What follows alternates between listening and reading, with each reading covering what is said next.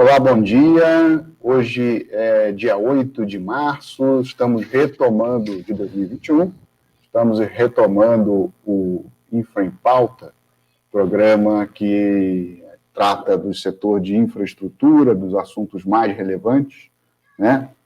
Com os comentários do Maurício Portugal Ribeiro, da Portugal Ribeiro Advogados, do Felipe Graziano, da Giamundo Neto Advogados, e o Sebastian Buto, da Ciguaçu, e eu, de Memória, da Agência Infra, apresentando aqui os temas. Nós vamos falar ao longo do ano sobre muitos assuntos relevantes, como concessões, PPPs, regulação dos vários setores, energia, transporte, saneamento, enfim, os marcos legais que o governo pretende incentivar para que sejam votados pelo parlamento, enfim, temas diversos que teremos aí a tratar nos próximos 12 meses, né? E, enfim, que tem por o qual foi gerada muita expectativa ao longo do final do ano passado, desde o final do ano passado, né? Os ministérios anunciando vários projetos que vão ser concedidos à iniciativa privada, né? O Ministério da Infraestrutura, por exemplo, tem no próximo mês de abril marcados leilões para ferrovias, rodovias, portos e uma rodada de aeroportos, né? Há também o leilão da SEDAI, nos estados também tem uma expectativa de avanço na pauta das concessões e PPPs, mas temos, né, alguns temas a serem solucionados, vamos chamar assim, para que esses leilões possam funcionar. E um deles, a gente vai tratar aqui agora, o Felipe Graziano vai nos brindar aí com seus conhecimentos, sobre o imbróglio da linha amarela. Linha amarela, que é uma concessão de uma rodovia urbana na cidade do Rio de Janeiro, que desde o ano passado, aliás, um pouco antes, sofre com tentativas populistas de redução dos valores do pedágio, ou encampação, ou retirada da concessionária, de alguma maneira. E o prefeito anterior, o prefeito da última gestão, o senhor Marcelo Crivella, que perdeu a eleição, mesmo com essa pauta bastante popular de acabar com o pedágio, numa região muito densa da cidade, ele chegou a usar tratores para derrubar as praças de pedágio. O prefeito atual, eleito, o senhor Eduardo Paes, que tinha sido prefeito da cidade, inclusive fez o aditivo, né, do contrato para ampliar o tempo da linha amarela, ele assumiu e tomou a decisão de não só não retomar, né, a concessão com a concessionária que tem o contrato, como decidiu encampar de uma maneira, vamos chamar assim, pouco ortodoxa, assumiu o controle da rodovia. E aí, na semana passada, o STF finalmente tomou uma decisão sobre o tema, suspendeu esse processo de encampação da atual prefeitura e marcou para a próxima semana, né, daqui a 2 semanas, dia 16 de março, uma audiência de conciliação sobre o tema com a prefeitura e com a Lanza, que é a concessionária. E aí, Felipe, eu queria que você falasse um pouco sobre o que representou essa decisão do STF da semana passada. Bom dia a todos, bom dia, Maurício, bom dia, Sebastian. Jimmy, só fazendo um comentário, né, introdutório, diversos dos serviços que são essenciais para a população, eles passam pelos municípios. Existe uma perspectiva, inclusive, de ampliação muito grande de parcerias público-privadas e concessões no âmbito municipal. E um aspecto que preocupa demais o investidor é a segurança jurídica diante desse histórico de conduta populista. Nesse caso da linha amarela, que teve todas essas cenas grotescas que você comentou, de trator destruindo praça de pedágio e tudo mais, num primeiro momento, o meio jurídico se tranquilizou, os investidores, porque o TJ do Rio de Janeiro, como é que esse processo começou, né? Foi aprovada uma lei complementar no município do Rio de Janeiro, autorizando a encampação, e a grande artimanha, né, a grande novidade que foi prevista ali e que contraria tudo que se tem como boas práticas, além de contrariar a Constituição, a legislação que regula as concessões, é que se estabeleceu a possibilidade da encampação, mediante a encampação, ela pressupõe uma prévia indenização. E essa indenização precisa ser calculada a partir de algum procedimento administrativo em que se garanta contraditório, ampla defesa e tudo mais. E nesse caso, a lei complementar previu a possibilidade da encampação imediata e que a eventual e futura indenização pudesse ser abatida da dívida que se entendia que a concessionária teria com o município, né? O município teria a cobrar da concessionária e que sequer tinha sido apurada, não existia processo, pelo menos pelo que consta nos autos, não existia sequer um processo administrativo para apurar essa suposta indenização. E pior, se previu a possibilidade de garantir esse pagamento dessa indenização por meio de imóveis, de uma série de bens que não se tinha uma avaliação, uma liquidez, né? No melhor dos cenários, não tinha previsão contratual para isso. Um desses bens é a Cidade das Artes, que é um palácio, vamos chamar assim, Exatamente, não tem como é que você monetiza esse ativo, né? Não é viável. Independente de qualquer coisa, não havia previsão contratual para isso. É uma inovação unilateral que não pode acontecer. Bom, dito isso, nesse primeiro momento, o Tribunal de Justiça do Rio suspendeu os efeitos dessa lei complementar e colocou um freio. E o grande motivo dessa repercussão toda que o caso teve no meio jurídico é porque o presidente do STJ suspendeu essa decisão do Tribunal de Justiça do Rio de Janeiro, que na verdade foi tomada pelo órgão especial, né? Uma decisão colegiada no Tribunal de Justiça, foi suspensa pelo presidente numa decisão isolada do STJ. A partir daí, a BCR, que é a Associação das Concessionárias, entrou no circuito e, por meio de uma reclamação no STF, apresentou um pedido cautelar, que foi esse justamente que você comentou, que foi recentemente decidido, e recentemente foi obtida essa decisão que suspendeu os efeitos da decisão do presidente do STJ, ou seja, manteve a decisão do colegiado do TJ, que suspendeu a lei complementar municipal, impedindo, portanto, a encampação. E um dos aspectos que foi muito pesado pelo Fux na decisão foi justamente o fato de que o município, apesar de ter feito todo esse barulho na imprensa, ter colocado o trator e o novo prefeito ter mantido, inclusive divulgado essa intenção de realizar a nova licitação, apesar de tudo isso, nenhuma medida prática no sentido de apurar a indenização, adotar as providências necessárias para assumir o serviço com segurança para o usuário, nada disso foi feito. Então, diante desse perigo da demora, foi tomada essa decisão e agendada, né, essa reunião de conciliação, essa audiência de conciliação para o dia 16 agora desse mês de março.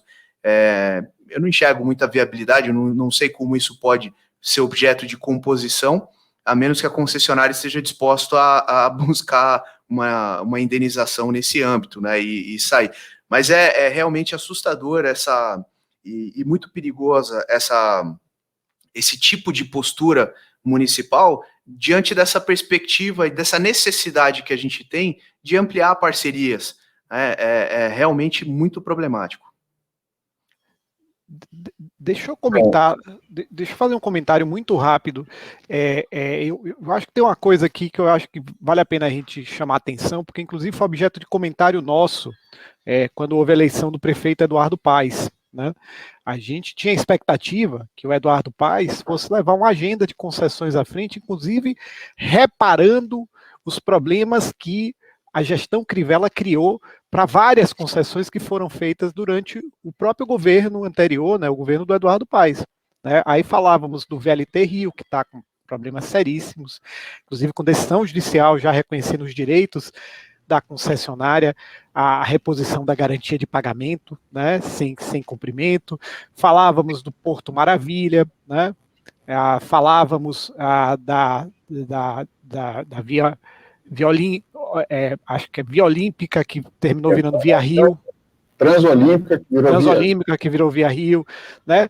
E, de repente, o Eduardo Paes assume e ele se torna alguém que, ao invés de reverter, né, o clima contra a concessão, se tornou mais um agente causador, né, de ruído, né, e de problemas nesse mundo. Você vê que as expectativas, às vezes, não acontece exatamente o que a gente espera, né? Mas, felizmente, o STF veio em socorro do ambiente das concessões e PPPs.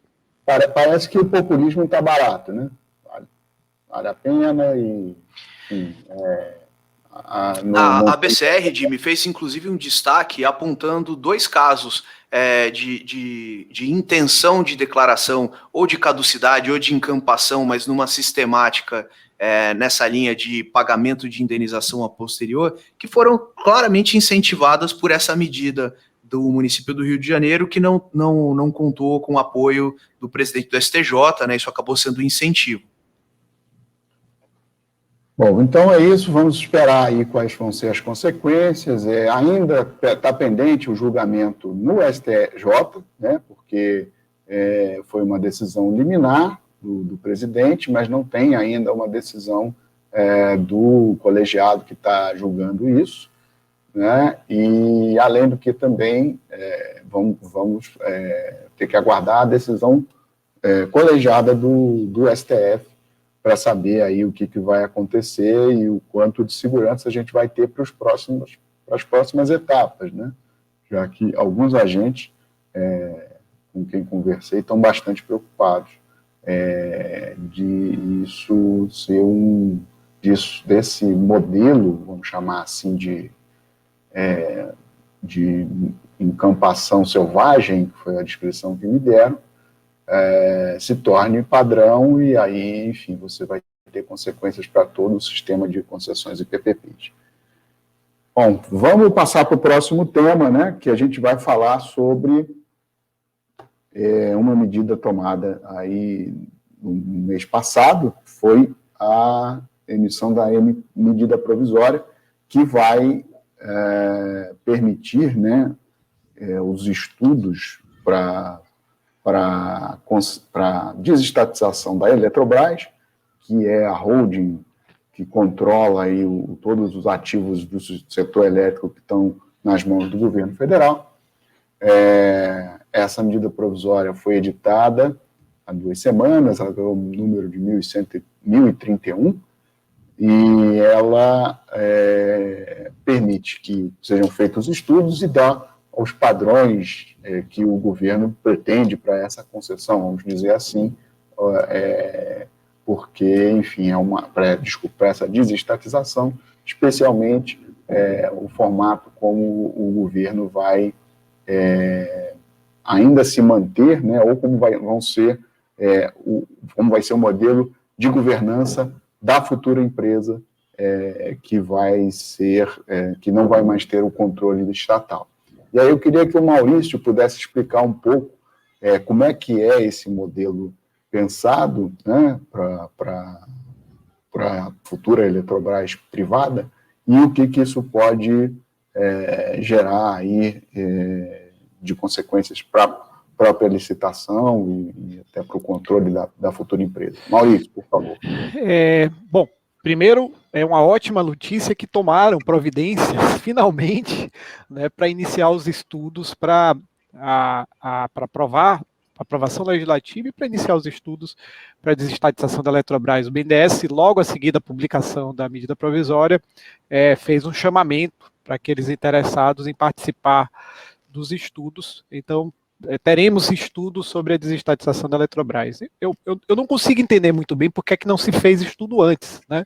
Porque o BNDES não precisa de qualquer autorização para fazer esse tipo de estudo, não precisa de autorização legislativa, o governo pode iniciar estudos sobre esse assunto. E às vezes assim se diz, não, mas era preciso ter uma definição de qual era o modelo da desestatização. Não, o próprio estudo pode ser um instrumento de mapeamento das várias possíveis formas de desestatizar, para oferecer, inclusive, ao legislativo, já uma vez que precisava passar, havia o entendimento de que precisava passar pelo legislativo, oferecer ao legislativo um documento mais bem estruturado, mais bem feito, com base no estudo anterior. Só para colocar assim, um ponto de informação, o que efetivamente precisa é que a Eletrobras seja recolocada no PND, né, Programa Nacional de Desestatizações, porque ela foi retirada na década passada, né, por lei, retrasada, do PND, então precisa dessa autorização legislativa.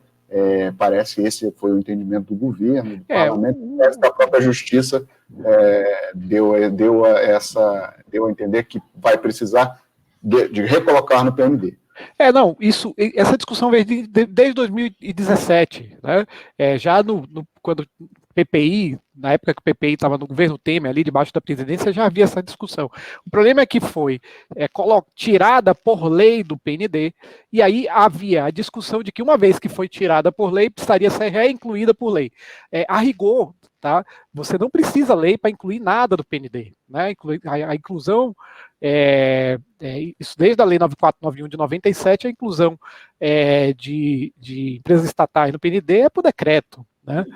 Mas chegou-se à conclusão de que era preciso o instrumento lei, porque a exclusão foi feita por lei lá atrás. Coisa que eu não acho que... Não vamos discutir aqui, porque é uma discussão longa, mas eu tenho minhas dúvidas se isso faz sentido. De qualquer modo, assim, qual é o problema? Quais são então, primeiro ponto, né? A coisa foi feita com atraso, tá? Estudo já devia ter estudos bem feitos sobre isso, né? Mapeando diversas opções, desde a época que o conhecido Salim Matar, que ia fazer 300 bilhões, né, de desestatização no primeiro ano, foi isso que ele prometeu, né? E saiu sem fazer quase nada. Desde que ele ia fazer isso, devia ter pelo menos contratado estudos, né? Que é uma coisa relativamente simples quando você tem vis-à-vis a promessa de 300 bilhões de desestatização. Mas em relação à medida provisória, eu acho que tem duas preocupações que eu acho que vale a pena falar. A maior delas é com o problema da governança, das regras de governança que foram estabelecidas para a estatal, para a Eletrobras, pós-desestatização, né? Foi estabelecida uma regra que nenhum ente pode ter mais do que 10% do capital votante, né? Ou acordos que levem a ter mais de 10% do capital votante. Ou seja, você não terá um regime de bloco de controle ou de controlador claro da Eletrobras. Tá? A MP proíbe que você tenha isso, né? Isso deve... o que significa que teria que ser uma corporation, né? Nos moldes de uma corporation que se tem nos Estados Unidos, em que você não tem nenhum controlador claro da estatal. Na verdade, os administradores da empresa terminam sendo aqueles que, de fato, dão as diretrizes da gestão da empresa. Isso deve impactar negativamente o valor da Eletrobras de forma relevante, né? Para vocês terem ideia, só parâmetro de comparação, a Vale, né, que foi desestatizada no final da década de 90, só recentemente vai se tornar uma corporation, depois de anos de preparação para isso, com o estabelecimento de uma série de regras de governança para isso, só agora, mais de 20 anos depois, quase 30 anos depois, né, que ela vai se tornar uma corporation. E de repente, no caso da Eletrobras, se espera que ela se torne uma corporation já no início do processo de desestatização, com a série de problemas que ela tem hoje, que seriam muito melhor resolvido se você tivesse um controlador que caminhasse depois nessa direção, se fosse o caso. Então, isso deve impactar negativamente o preço e tornar mais difícil a desestatização. Então, essa é a primeira decisão que eu acho questionável. Diga, Jimmy. Só para te colocar em um ponto, você acha relevante as preocupações, vamos dizer assim, de que uma estatal com o tamanho da Eletrobras, que tem controles acima, tem bens assim, que representam em alguns setores da energia mais de 50% do mercado, por exemplo, nas mãos de uma empresa privada, possam efetivamente criar problemas para a gestão do setor, no caso, a gestão dos preços da energia, obviamente, é o tema principal. Você acha relevante essas preocupações? Não, eu acho que a gente tem regulador para isso, e a ANEEL, se existe um regulador forte no país, com seus problemas, né, a gente está vendo a ANEEL fazendo coisas aí que eu discordo muito em relação às revisões extraordinárias no setor de distribuição, mas se tem um regulador forte nesse país, é a ANEEL, né? Do setor de infraestrutura, eu falo. Então, assim, eu não consigo achar que isso seja relevante. Tá? Um outro ponto de preocupação, ainda sobre a medida provisória, é a medida provisória determinou, no artigo mal escrito, que inclusive dá margem para outras interpretações, que a União vai dar novas outorgas à Eletrobras antes da desestatização. Né? Isso tem que tomar cuidado como isso é feito, porque aqui é uma sociedade de economia mista. Se a União simplesmente passar essas outorgas para a Eletrobras, você tem um problema de enriquecimento sem causa dos minoritários, né? Porque a União, dando concessões, que é algo de propriedade da União como todo, portanto, de todos os contribuintes, passando para uma empresa estatal que você tem ali uma série de minoritários que terminam se apropriando de valor por conta disso. Então, tem que ver como é que isso vai ser feito para que isso dilua os minoritários, né? Na medida em que a União coloque isso, seja colocado como participação da União, como aporte da União, e isso leve a uma diluição dos minoritários. Então, esse é um outro ponto que precisa ficar atento ao que vai acontecer, mas é uma questão que é viável fazer, apenas tem que ficar atento ao modo como deve ser feito. De qualquer modo, vamos acompanhar aqui com muita atenção esses estudos que o BNDES vai fazer e o modo como a Eletrobras deve ser desestatizada. Eles estão afirmando que vão desestatizar ainda desse governo. Eu estou muito curioso. Não é inviável, completamente inviável, né? Porque é uma empresa que já tem capital aberto, então, em tese, você tem a possibilidade de fazer isso em bolsa. Não é tão complicado assim, mas requer avaliação, uma avaliação clara de tudo que está ali dentro, né, de todos os problemas que a empresa tem e de como você vai precificar isso no mercado. Vamos ver se esse governo vai ter condição de fazer isso adequadamente. O Sebastião tem um comentário, por favor, Sebastião. Bom dia a todos, aí Maurício, Felipe e Jimmy. Eu só queria complementar algumas questões que apontadas pelo Maurício e em algumas parcialmente discordar.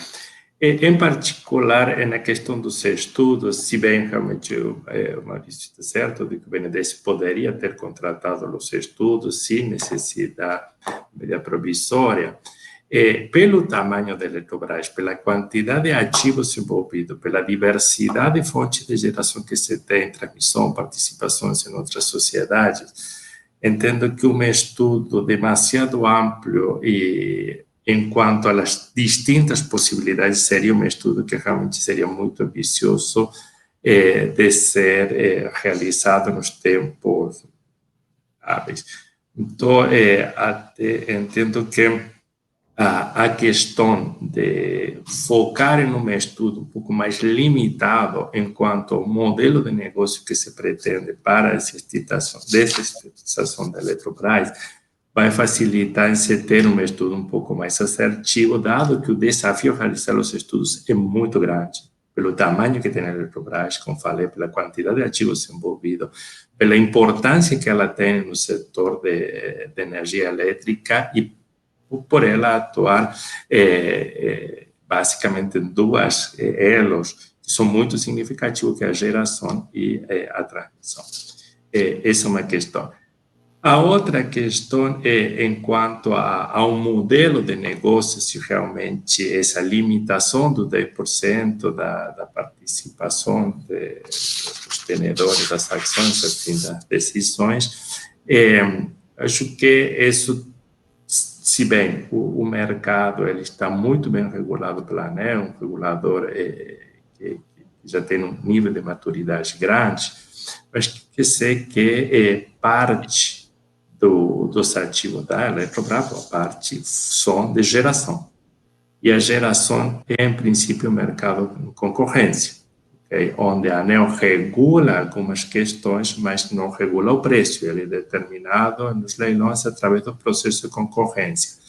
Então, eu acho que existe, sim, uma certa preocupação de se ter uma empresa com algum domínio poder controlante que seja privado e que ela tenha um peso de participação muito grande no mercado de geração que possa vir a influenciar ou a condicionar a livre concorrência pelo peso que tem no mercado.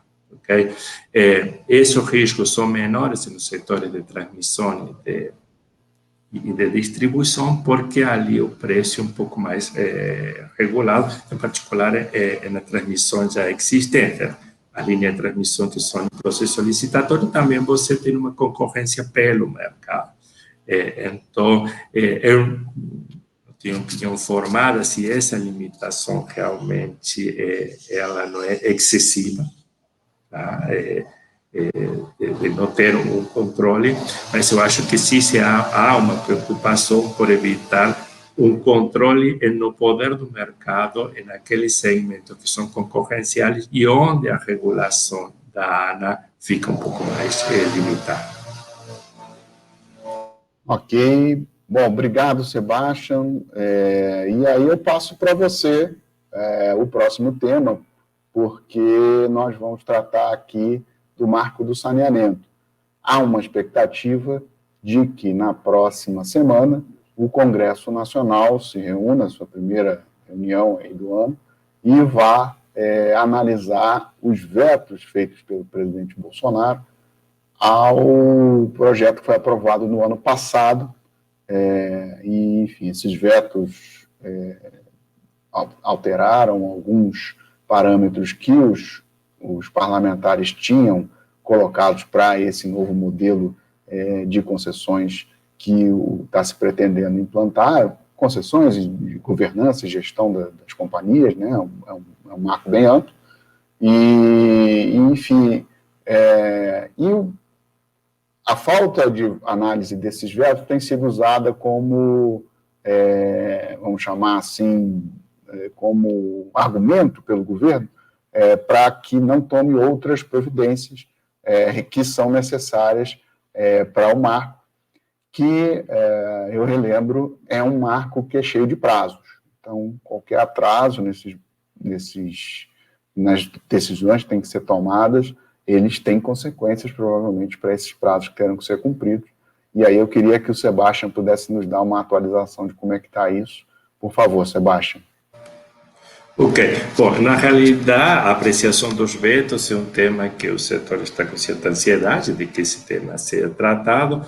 As duas questões mais importantes em relação ao veto presidencial diz respeito à impossibilidade de renovar o contrato de programa, que são aqueles contratos que não passaram por um processo licitatório e que foram acordos entre a prefeitura, o poder concedente e as empresas estaduais. Então, a não renovação deles por mais um período. Essa é uma das questões que está vetada. E a outra questão que estaria vetada é a impossibilidade de formalizar até 31 de março do próximo ano aquelas delegações de serviços que foram feitas às companhias estaduais de uma forma precária e que não têm sido contratualizadas. Esses são os dois temas, além dos outros secundários. Então, essa consideração dos vetos impacta em particular as empresas regionais, as empresas estaduais de saneamento, porque tem parte dos contratos que estão vencidos e não poderiam ser renovados, ou parte das delegações dos serviços que foram feitas em forma precária e não poderiam ser formalizadas. Então, essa decisão,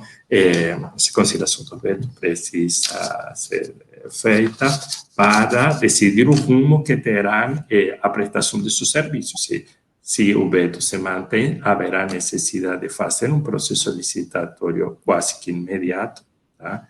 Para a delegação, e haverá que definir o processo indemnizatório, porque há uma série de investimentos que foram feitos pelos prestadores, ainda que em condições informais, e que, bom, não estão equacionados tarifariamente. Então, se tem essa questão dos vetos. Mas, por outro lado, para aqueles contratos de programa que estão vigentes, que ainda não venceram, eles precisam ser adequados ao novo marco até o 31 de março de 2022, tá? E esses não dependem da questão dos vetos, porque são contratos que têm instrumentos válidos e que estão vigentes. No entanto, eu acho que também ali há um desafio muito grande enquanto aos prazos, porque para a adequação desses contratos, que, como falei, vence no 31 de março, você precisa de uma série de decisões que independem da empresa prestadora ou do poder concedente isoladamente. Quais são essas questões? Tá, a primeira questão é que a lei do novo marco legal, ele incentiva a regionalização.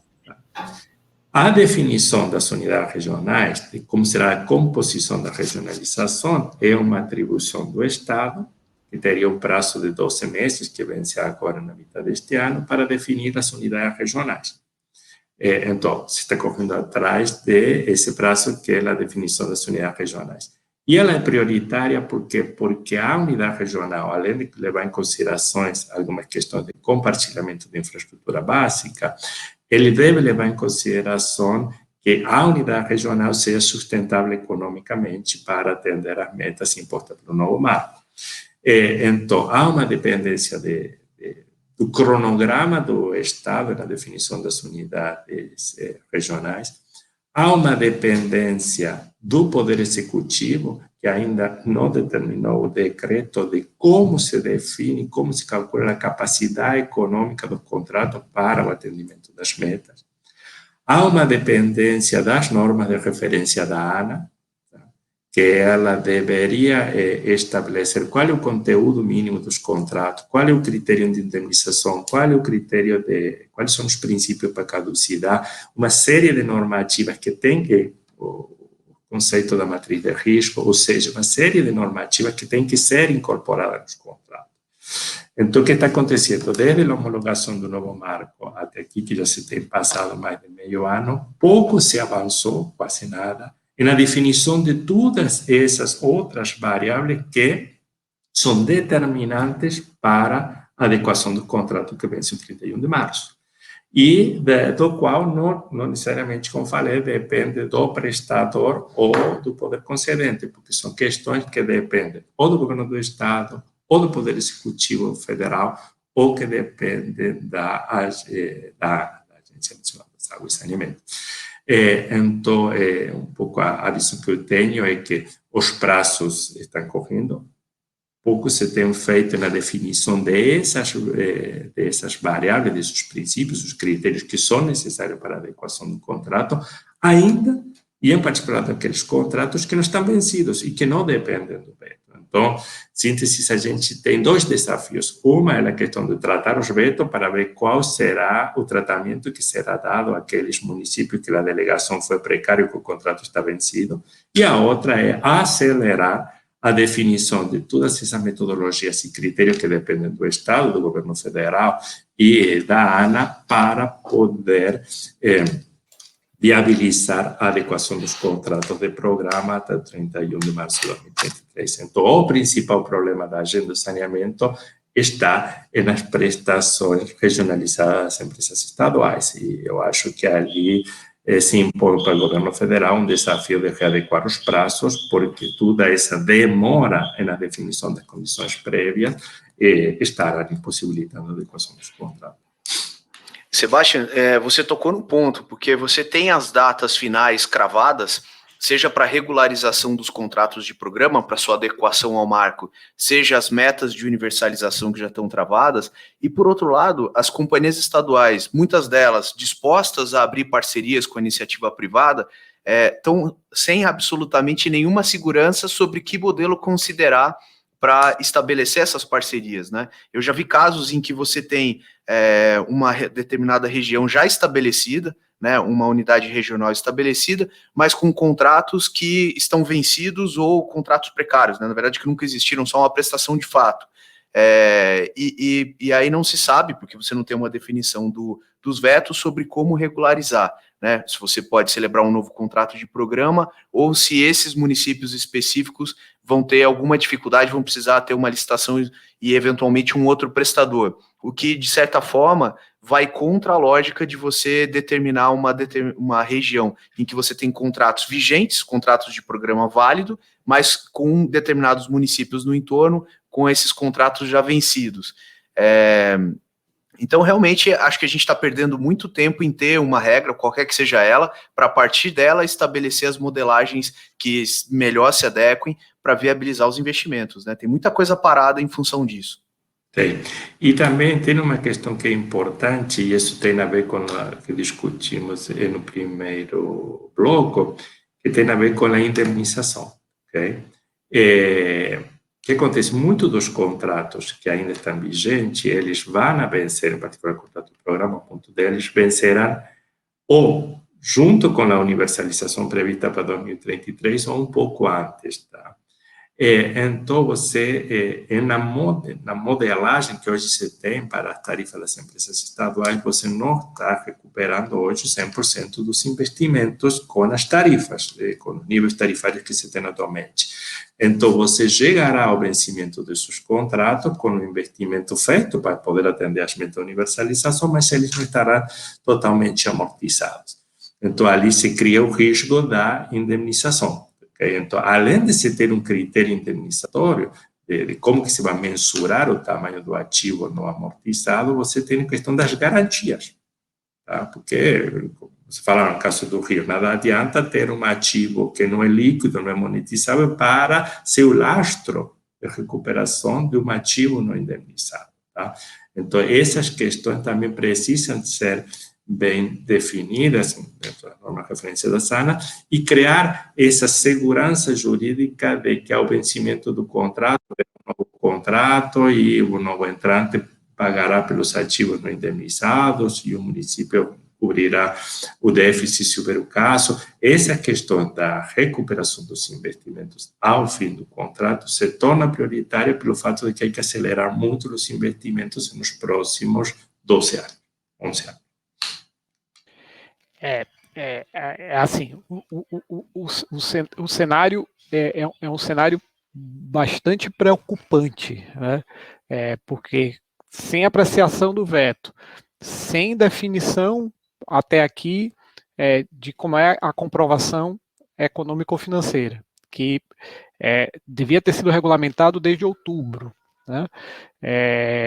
O que dificulta tomadas de decisões, porque você precisa saber se você vai manter ou não aquela área, né, para tomar decisões, se a empresa estatal vai ter condição de manter ou não, e quais áreas ela vai ter condição de manter, né? Ela tomar decisões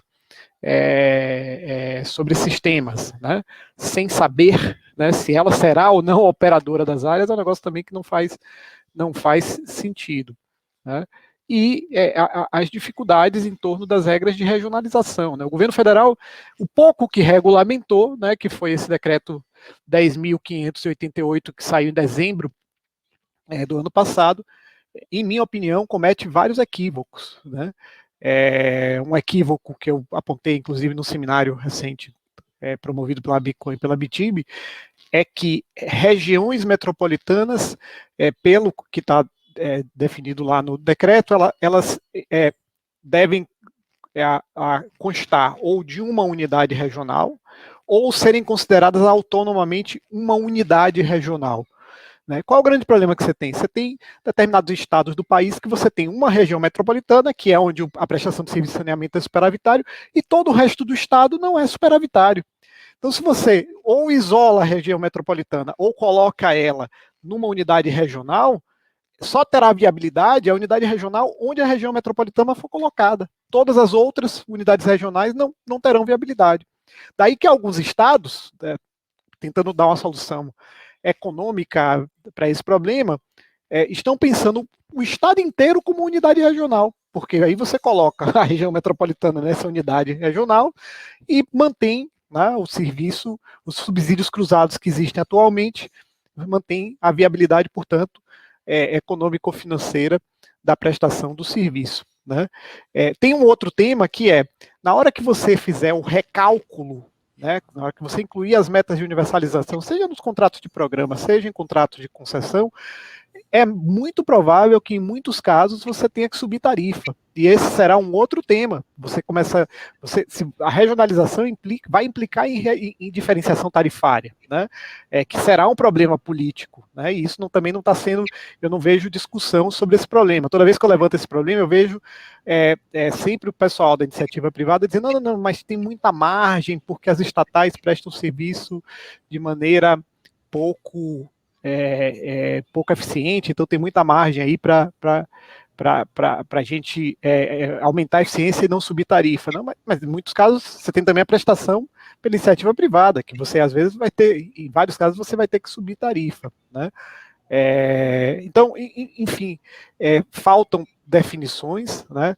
O governo federal, no que definiu até agora, não me parece que tem sido assim tão eficiente, e essa questão que o Sebastião está levantando sobre o problema das indenizações por investimentos não amortizados, a considerar o nosso histórico, que a gente tem no setor elétrico, no setor de rodovia, no setor de aeroportos, a qualidade das nossas regras é muito ruim.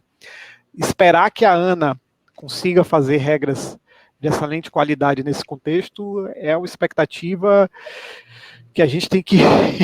é uma expectativa que eu não sei se é realista. Vamos esperar para ver se de fato a gente tem uma melhora, né, no setor de saneamento em relação a isso. Bom, aqui eu acho que a gente tratou bem aí desse tema de saneamento. Vamos esperar se efetivamente vai ser votado, porque um dos problemas é a falta de uma coordenação, né, vamos chamar assim, no governo, sobre se vai ou não aceitar a derrubada dos vetos, né? O governo trabalha, uma parte do governo trabalha claramente para derrubar os vetos, outra parte trabalha para manter, então vamos ver o que acontece aí no parlamento. E estamos chegando então ao final aí do nosso primeiro Infra em Pauta de 2021, né? Vamos estar aqui todas as segundas-feiras no canal do YouTube, que você pode clicar aí para curtir, para receber os alertas, né, dos nossos programas e também no seu agregador de podcast. Bom, eu me despeço aqui de vocês. Muito obrigado aí pela sua audiência. Maurício, Felipe, Sebastião, por favor. Só agradecer a nossa audiência e esperar que 2021 a gente consiga fazer muito mais do que no ano passado, né? Vamos em frente. Bom, também só agradecer a participação de todos e nos encontramos na próxima semana, na segunda-feira. Idem, só agradecer e dizer que as minhas expectativas são altas para 2021, mesmo que não consigam fazer ainda nesse governo a desestatização da Eletrobras. Tem muitas outras coisas aí que estão pactuadas, particularmente agora em abril tem diversos leilões que devem acontecer, como o Jimmy já mencionou no princípio desse programa. E nós vamos tratar deles nos próximos programas. Muito obrigado pela sua audiência e até a próxima. Bom dia, até mais.